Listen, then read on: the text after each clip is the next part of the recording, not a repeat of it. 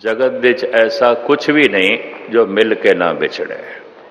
मिलती है जवानी चली जाती है, मिलता है जीवन चला जाता है, तो बाकी की हमेशा रहेगा।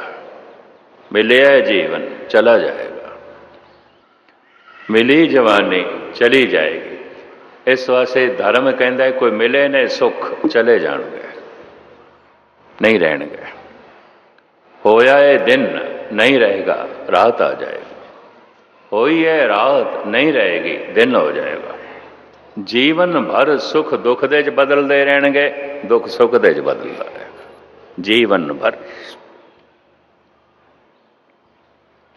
दुख सुख दे बदल जाए मनुख दी चाहत है, सुख दुख दे ना बदले ये मनुख दी मंग नहीं है। रात दिन दे बदल जाए ये ते मंग है, पर दिन रात दे ना बदले ये किस तरह हो सकता है। एक दे तू तब्दीली चाहना है, दूजे च नहीं चाहता। मौसम बहार है फिर मौसम खिजां है, पतझड़ दी रुत है, दिन है रात है। भूतकाल दियां यादां इहदे च दुख सुख दियां यादां ने, और कुछ नहीं। कुछ मिलिया सी मन भावदा, बड़ा मन खुश होया सी, याद आउंदा, फिर बिछड़ गया। कुछ भी बिछड़ गया, सज्जन बिछड़ गया, मित्र बिछड़ गया, धन संपदा चली गई, मान मर्यादा चली गई, इज्जत चली गई, प्रतिष्ठा चली गई, प्रभुता चली गई।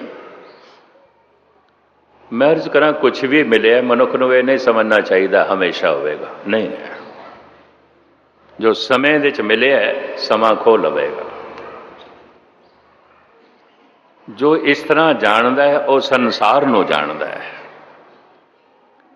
और पहला कदम है संसार नूं जानना है। संसार दा नियम है समय दे जो मिलता है समा खो लैंदा है, सदा नहीं रहन देता, नहीं रहन देता।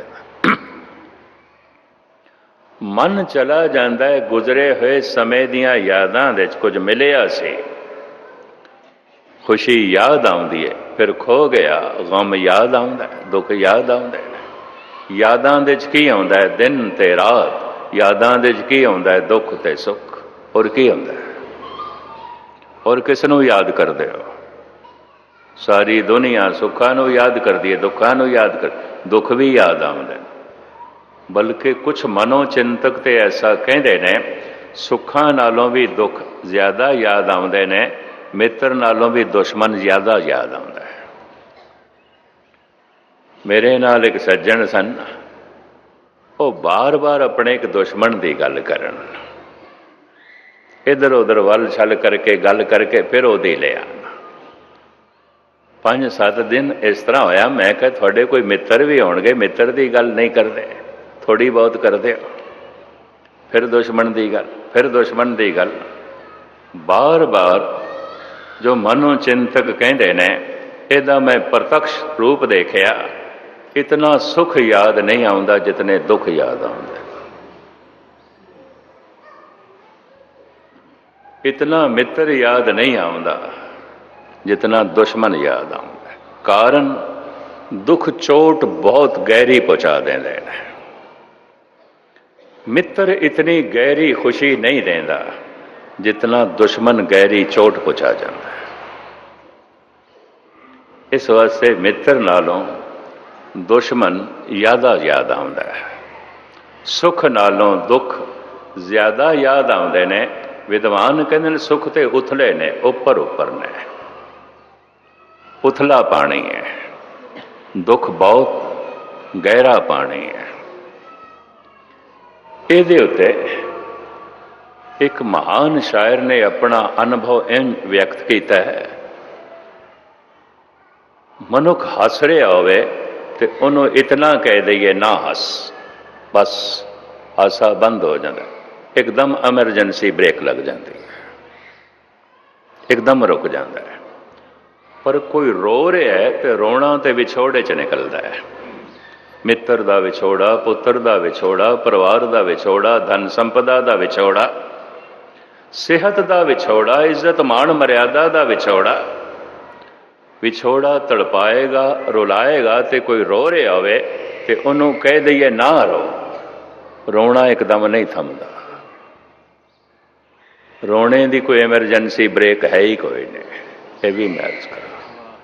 हासे दी है, हस रहा है ना हस, बस इन्ना कहने वाली हासा बंद। रो रहा है, 10 बंदे उन्होंने चुप करांदे ना रो, ना रो, ना रो। रोना एकदम बंद नहीं होता। थमते थमते थमेंगे आंसू। रोना है, कोई हंसी नहीं है। ये हासा थोड़ी है कि मैं एकदम रोक लवा। रोना है, वक्त लगेगा। इस वास्ते दुख जितने गहरे ने, सुख इतने गहरे नहीं ने। दुख बहुत गहराई नाल चोट पहुँचा जाते हैं। इस वास्ते मित्र इतना याद नहीं आता जितना दुश्मन याद आता। यादां दे च की आउंदा है मूल रूप दे च, या सुख दियां यादां या दुख दियां यादां। या मनुख दुख नूं याद करदा है या सुख नूं। मन चला जाता है गुजरे हुए समय दे च, या इंज कह लो मन चला जाता है दुखां दे च, सुखां दे च। फिर मन चला जाता है आने वाले समय च, आने वाले समय की चिंता। हुण जेड़ा मेरे कोल सुख है किधरे चला ना जाए, चिंता चिंता है, चिंता। हुण जो कुछ मैं चाहना ऐसा ना हो ना मिले, चिंता। मन चला जाता है चिंता दे च, मन चला जाता है दुख सुख दे च। धर्म की साधना है मन नूं दुख सुख दे चों कढ़ना, मन नूं चिंता दे चों कढ़ना। ये किस तरह निकले? एक शब्द लेवला है, और कोई तरीका नहीं है, कोई तरीका ही नहीं है।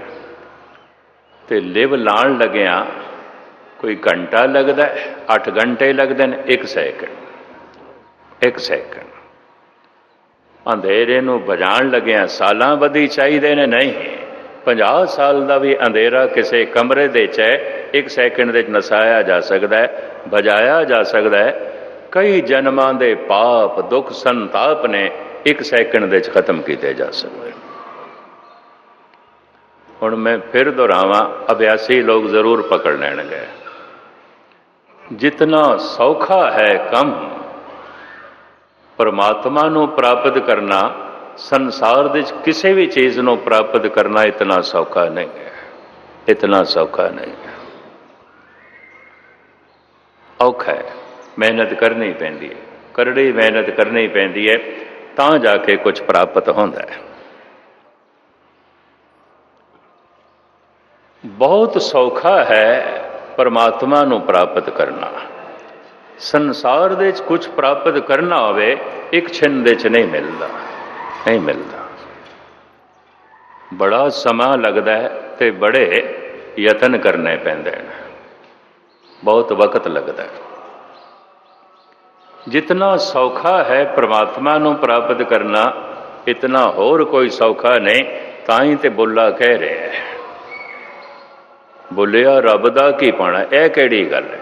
यह कोई औखी गल है? इंज कह रहे हैं, बुलिया रब दा की पाना, इधरों पुटना तो इधरों लाना, ऐनी तो गल है।